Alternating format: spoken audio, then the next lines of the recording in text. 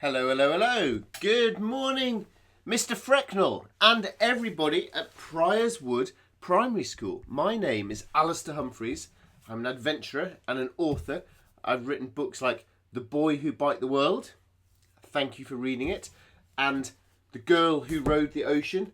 And then a couple of picture books like this, Against the Odds, which tells the stories of adventurers but in more comic-y styles. So I go away on adventures and I write books. And then I come home and I have an email from Priors Wood Primary School. Can you believe it? Priors Wood Primary School have emailed me with some questions about their reading. And I'm delighted to hear you've been enjoying some banana sandwiches. Well, actually, I don't know if you've been enjoying them. I know you've been eating them. Did you enjoy them? I hope so. I like them. Right, you sent me some questions. Let's go. Right. Why was the main character called Tom? Is he based on you?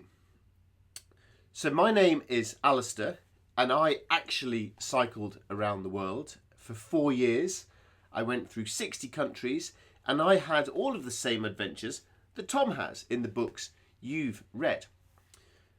The reason that I decided to write about a boy who bite the world rather than a grown-up was I thought it'd be more interesting for you guys to read someone who is similar to your age, so you could start to imagine more how it would feel for you to do these adventures as well. So that's why I did it with a boy, and I chose the name Tom because Tom is the name of my son. He's called Tom, so that seemed a good choice for that character of the book. But yeah, so all the things you've been reading are adventures that I had, and I've just retold them a bit to be like a boy was doing it. Do you like banana sandwiches? Yes, I do like banana sandwiches. I actually do like banana sandwiches. When I was cycling around the world, I ate a lot of them because they're very cheap, they're very easy, you don't need a fridge, they're very good energy, they're very healthy. So I ate a lot. Now that I'm home, what I really like now is to make toast and then slice up the bananas on top and then put on there maybe some honey on top, or to have toast with peanut butter and then put bananas on top. So still kind of banana sandwiches. Question 3. When you cycle the world, what was your favourite country? And cycling through Siberia sounded ridiculous. Yes, cycling through Siberia in the middle of winter was ridiculous. It was very cold, very hard, very horrible. But when you do things that are hard, afterwards you feel really proud that you did something really tough. You worked hard, you didn't give up, you feel proud about yourself. So I actually look back at Siberia quite happily now and think, wow, that was cool. That was an adventure. My favourite country is really hard to choose though, because I really liked every country really. And I get asked this question loads. And it's hard to choose. The world is so big and so exciting. And it's tempting just to jump on an aeroplane and fly all over the world to all these places. But I don't actually think you need to do that. I think you can just get on your bike and pedal to somewhere nearby, and that's a fantastic adventure. Or maybe you could do a great adventure of just get on your bike and pedal the whole way around Britain. What a wonderful that adventure would be. So we don't really need to go all the way around the world to have adventures. My favourite country, so hard. Literally every time I get asked this question, I give a different answer. I'm going to look at my map. I've got a map now on the ceiling of my shed. And tell you country. Oh, Mexico. Very nice food in Mexico. Costa Rica. Beautiful waves. Nice surfing. Good wildlife. Oh, Sudan. Hard country, but really nice people. China. Oh, delicious food. Japan. Very nice food. You see, I can't choose. I can't choose a favourite country. We all felt a sense of loss at the end of the book. We realised there was no more Tom.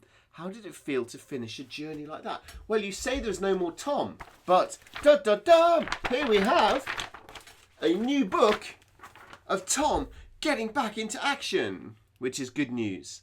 How did it feel to finish a journey like that? Was it amazing or deflating or both? Okay, there's a few things here.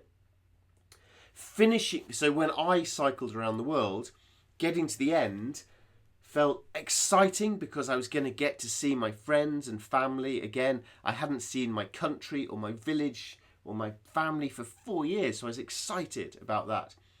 I was also really excited that I was nearly at the end, the finish line. Yes, that sense of achievement.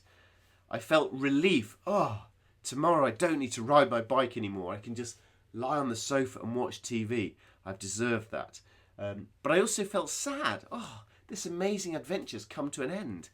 Nothing's going to be as exciting as that again. And I felt a bit scared. This adventure's finished. What am I going to do next? The uncertainty, the unknown was quite frightening for me. So there was those mixture of feelings. In terms of writing the book, when I get to the end of a book, for me it's just relief. I love having written a book, to have this in my hand now and think, wow, I wrote that, that's cool. But actually writing it, I find so hard and so painful and so boring and so annoying. It drives me crazy. So when I finish writing a book, it's really just relief, to be honest. Although having said that, so Tom cycled around the world. You might remember in there, he's got a young sister called Lucy. Well, then I went on to write Lucy going off to have her adventures, rowing across the ocean. And again, this is recreating an adventure I did. So I rowed an ocean, but I've now written it with Lucy. But then I've finished both of those. I was like, what next? So now the book I'm writing now, don't tell anyone, but it's going to be called Canoe Adventure. Tom and Lucy are going to pair up and they're going to go off and have adventures together and retrace the routes of famous explorers through history. Some of the explorers I write about in these colour books, that they're going to go and retrace those journeys for a modern audience. So don't tell anyone though, that's top secret. But hopefully that first one, Canoe Adventure, will be out in about the next year or so. What advice would you give to a 6 or 7 year old who's thinking of having an adventure? Well, I would say, go and have an adventure. I think, here's what I think you should do. Ask your fantastic teacher, Mr. Frecknell, to go to your wonderful geography teacher and ask them for the local map of where you live. I'm sure you'll have it in the school. A map like this that shows where you live, and you'll be able to find on your map your school. And then look around the school, and I think within 1 mile or 2 miles of where you live, there will be some place you've never been before. In fact, as I speak to you now, I'm clicking on a Google link to see where your school is. I'm going to look you up on Google Maps while we're speaking. And, I can see you're right on some nice countryside. Okay, so I'm looking on Google Maps and immediately I'm seeing greenery near where you live. This is fantastic. You've got loads of green stuff really nearby to you. And so what I would do is look on that map and find some place you've never been to before and go there this weekend with your family, your friends. And if you go somewhere you've never been before, then you are being an explorer. And you can find new places and adventure and exploration without having to go all the way around the world. So that's what I would do. I would try to find somewhere that is new, that you've not been. And when you get there, maybe, I don't know, climb a tree, climb a hill, look for some insects, look something new. Have you been, for example, to Beacon Park? Let me see. Now, this is what I love doing. You see, this is how I plan adventures. I get a map and I look. And as I've been talking to you here, I've been finding on the computer where you live, and I'm looking at it now as we speak. So here's what I would do. I would look around and think, wow, this is actually where you live is great. I'm jealous of this. You've got really near where you live, you've got two rivers. You've got the River Rib, and then you've got another river. What's this other river called? I can't see it. There's rivers everywhere. This is fantastic. You've got rivers galore. And then down also just below where you've got the River Lee Navigation. You've got a lake. You've got a nature reserve, the Amwell Nature Reserve. You've got a wood behind somewhere called the Dairy Farm, and in there's a tumulus. That's an old grave area from thousands of years ago. And what else have you got? There's a footpath that goes right up the River Ash, into a place called Hogham's Wood. And you've got a proper official adventure path called the Hertfordshire Way. I wonder what that's like. And you see what I'm doing now? I'm just finding new places. And I hope you can hear in my voice that I feel excited about this, because I've never been to where you live. And you might think, oh, where I live's a bit boring, it's just the same. But that's not true. If somebody who's never been there will come to your area, they'll look around and be curious and excited.